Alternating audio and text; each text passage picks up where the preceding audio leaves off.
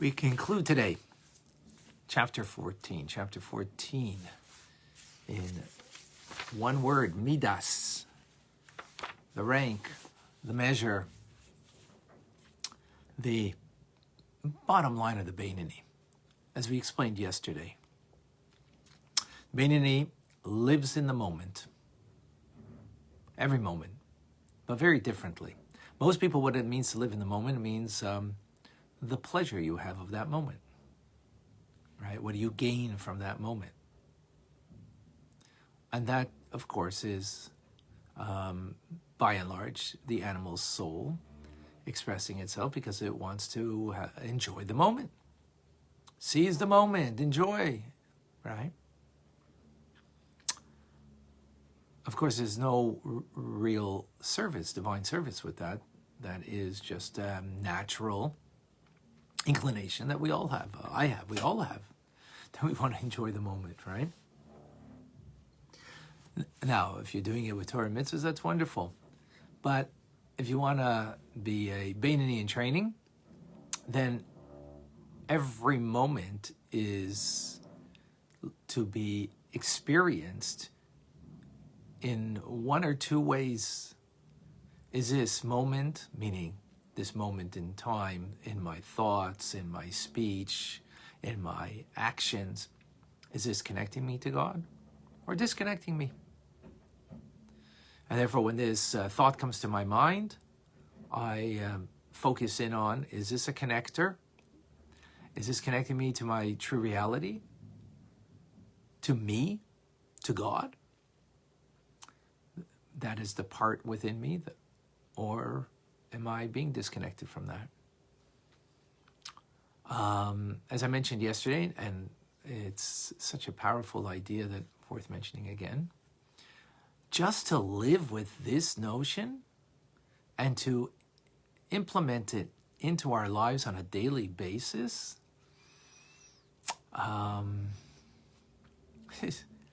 is more than just powerful. It's awesome. The more we can try to start thinking that way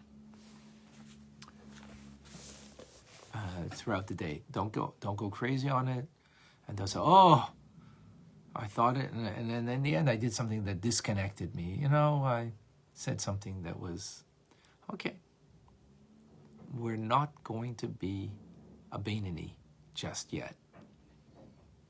I mean, we're Beinoni in training. So the point over here is, of course, the growth. That's what's important. So the Alter Rebbe continues now. In the end of yesterday's class, said, well, with this now we can understand what Job said, Eov said, that God created the righteous. How could God create the righteous? It's freedom of choice. Well, yes, of course it's freedom of choice, but God created the righteous, meaning not everybody has the capability of being righteous, but everybody has the capability of being a Beinoni. That's in our hands. Why? Because Beinoni is mastery over our behavior, actions, speech, and thought, cogitated, willful thought, that we all have the capability, if we so choose to, but not to be righteous. Now, in this notion, the Alter Rebbe continues today.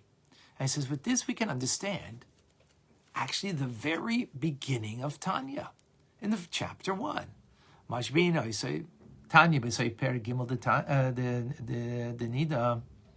We learn in the end of the third chapter of the Tractate of Nida, it says, Mashbina, say tiyet tzaddik, the person before they come into this world, they're given, administered an oath, meaning they're given a saturated in their soul. That's the idea of giving an oath, that they should be righteous and not to be wicked.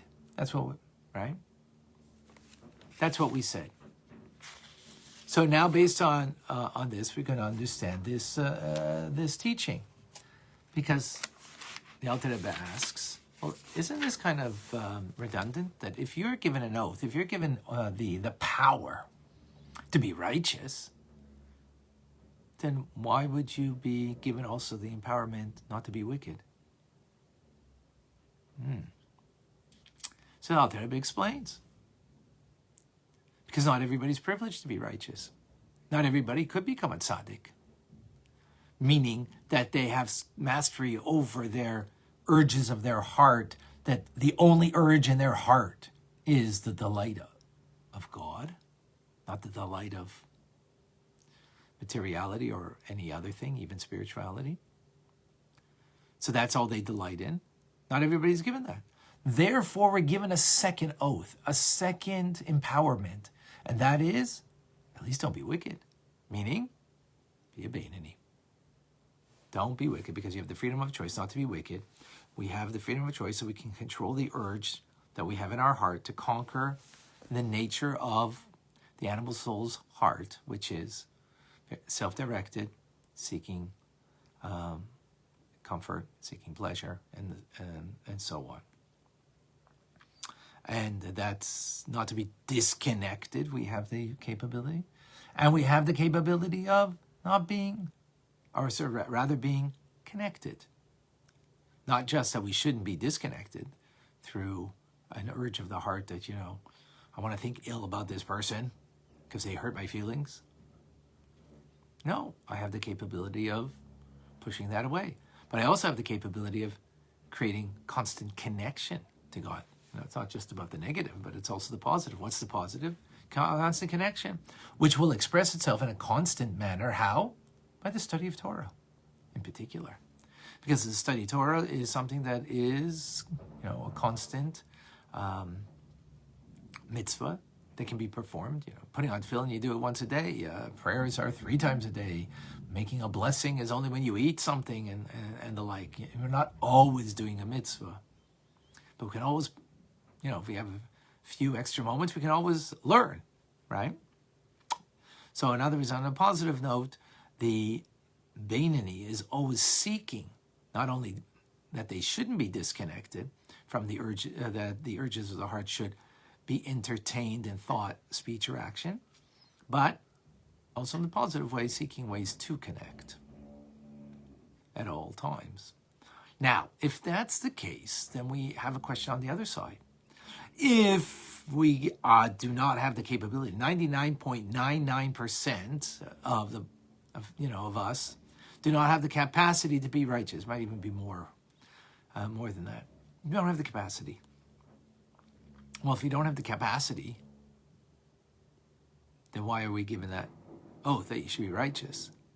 So here the Alter Rebbe says something interesting. That even though we don't have the capacity, but since we've been given that oath, we should at least attempt to be like the righteous, to be like them. We're not going to be them, but to be like them. So what is it about the righteous that we could be like? Well, there's 2 things. They hate evil, and they love and delight in God and everything about God. God, godliness, which means, of course, his Torah, his mitzvahs, to love others, and so on and so forth, right?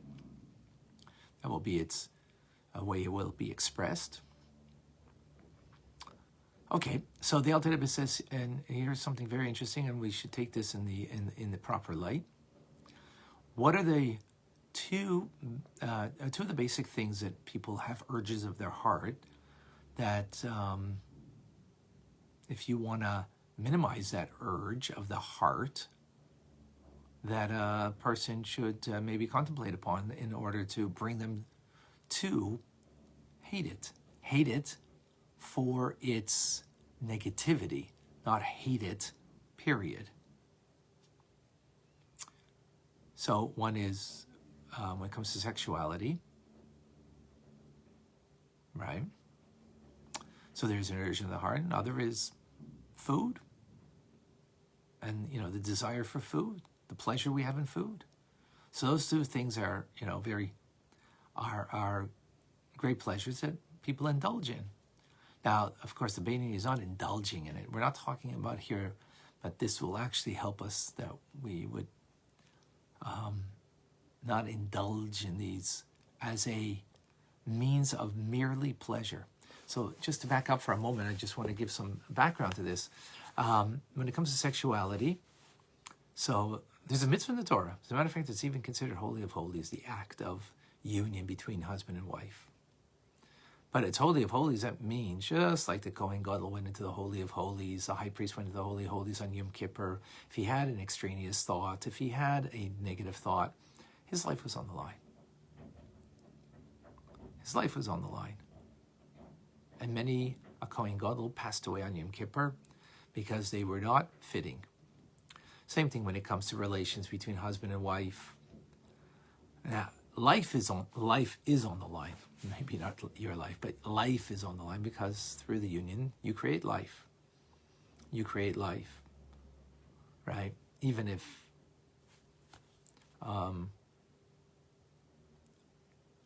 even if there's no child that's that is begat from this from the union, from the intimacy, but it is a concept of life. It is a concept. We do create in the spiritual realm, and of course in the physical also, the concept of new life. I'm not going to go deeply into this now, but just to appreciate that. What does that mean? It means, therefore, our thoughts we have to be very careful. For example, if you're having thoughts of somebody else, because that person is more exciting to you than your wife, that's obviously not good. The point I want to bring out over here is that this is a big challenge in the human condition. When it comes to sexuality. So what happens if you want to have a right frame of mind, that you're there not seeking pleasure, but to actually give pleasure, not seeking the pleasure, but to give that pleasure. From a man's point of view in particular, all right? Again, I'm not going to go into all of the nuances over here, but there's an important concept over here. So that being the case, if that's what, so you want to make sure that you are not looking at a woman just merely as, a form of pleasure that you can have from her, from your wife. So our sages say that, therefore, contemplate about a woman that, in the area where, in the area of the sexual genitals, there is, there's menstruation cycle. There's a lot of other things that are actually are not exactly appetizing, shall we say. If you'll think about that, so it'll take away the pleasure that you're just seeking to have for yourself. You'll take away that pleasure. Again, it's not to it's not Diana or Shoshana Bina. It's a understanding of how to look. This is not how you should look at women. This is how you should look at your own sexuality, that you want a woman only for your pleasure. That's the point.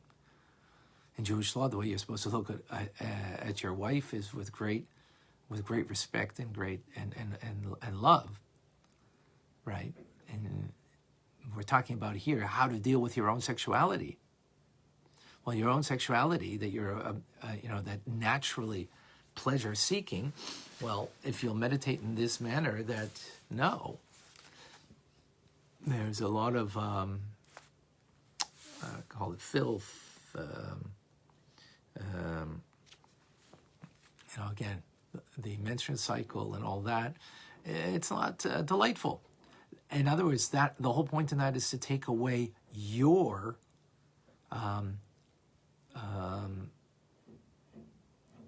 pleasure-seeking sexual drive, and then refocus it, of course, in a sexual drive that is not merely about your pleasure seeking. Now, that pleasure seeking by the Beinoni is not going to be completely eradicated, because remember, he doesn't have control over the heart, right? He doesn't have control. We're not talking about having that kind of control. We're talking about now fulfilling the vow that we take, or the empowerment that we're given to our soul before we come into this world. How do you do that? You do that by thinking about that the relations between you and your wife are not merely pleasure seeking; they should be pleasure giving. That's, by the way, this would save humanity right now. This would save humanity if we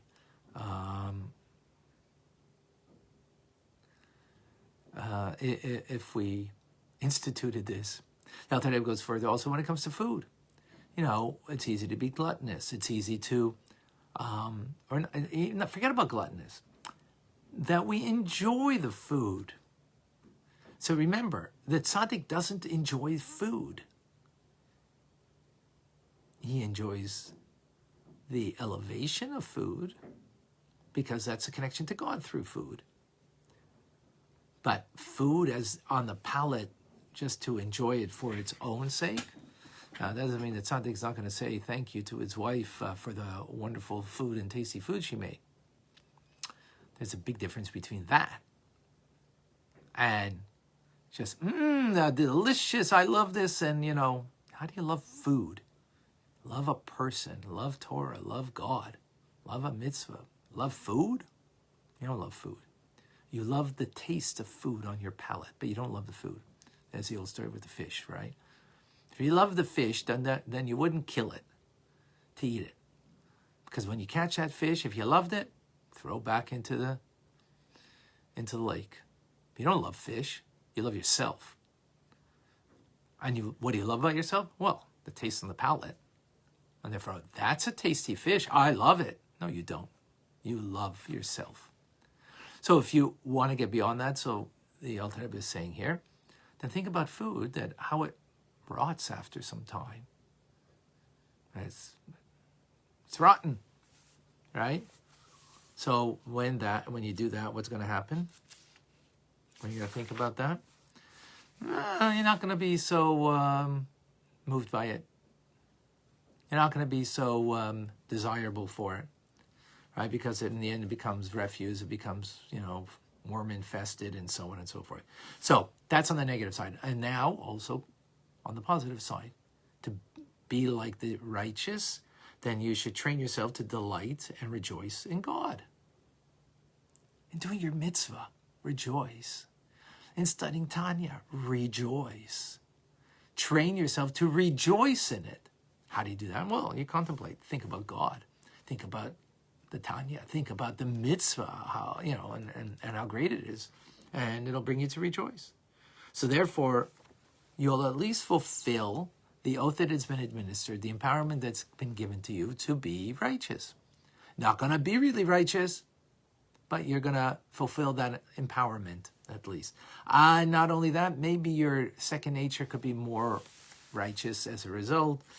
If you accustom yourself, continuously this way, and the Alter Rebbe concludes and says that it's even possible, and this is like a Beinoni we're talking about, right?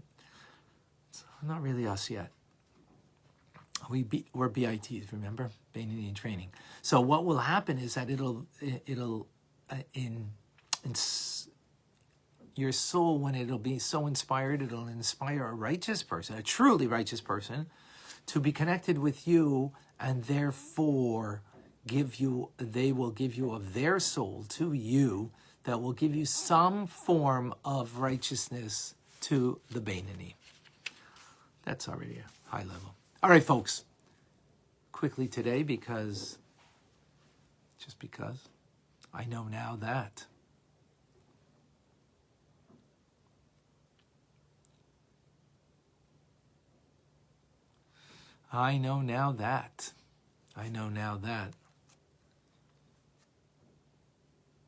why I'm given a double oath before I come into this world.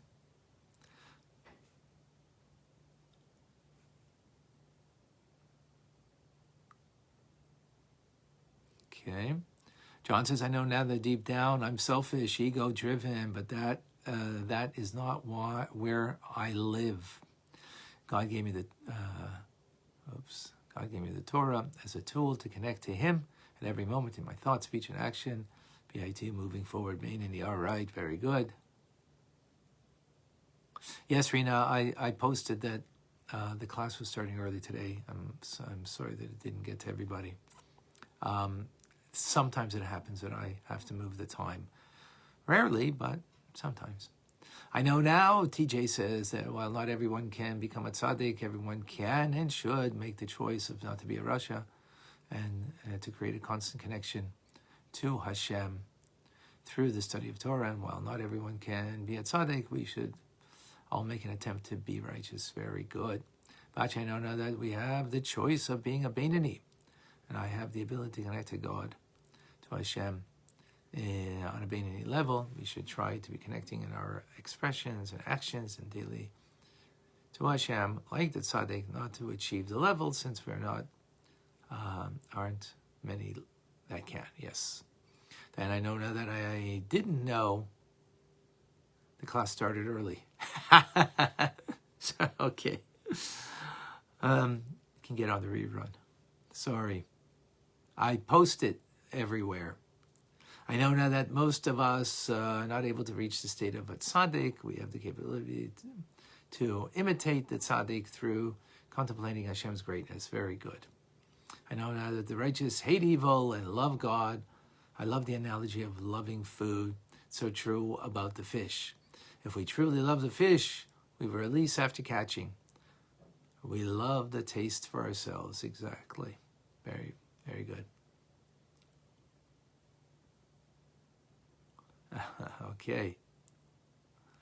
Susan says, I know now that I have a long way to go. Oh boy, we all do, folks. But remember, it's about the journey. And we're on that journey together. That's also an amazing thing. So I know now why I have a double oath of being righteous and not to be wicked before my soul comes into this world. That empowerment is in order that even though I cannot become righteous because my soul is not such a lofty soul, but at least don't be wicked, be a Beinani. And that I do have control and mastery. Why is the righteous empowerment given if I can't become righteous? Is because I should exert myself to be like the righteous who hate evil, love and delight in God only, and everything that is of a godly nature. And therefore I should try to meditate upon those things that will bring me to hate that which I should hate, which is just being a pleasure seeker, whether it's in sexuality or in food. And I should seek to be contemplate about delighting in God, as like contemplate about not just learn Tanya, but contemplate how great it is that we have this in our lives. And that will bring us to delight in it. And that's being somewhat like the righteous.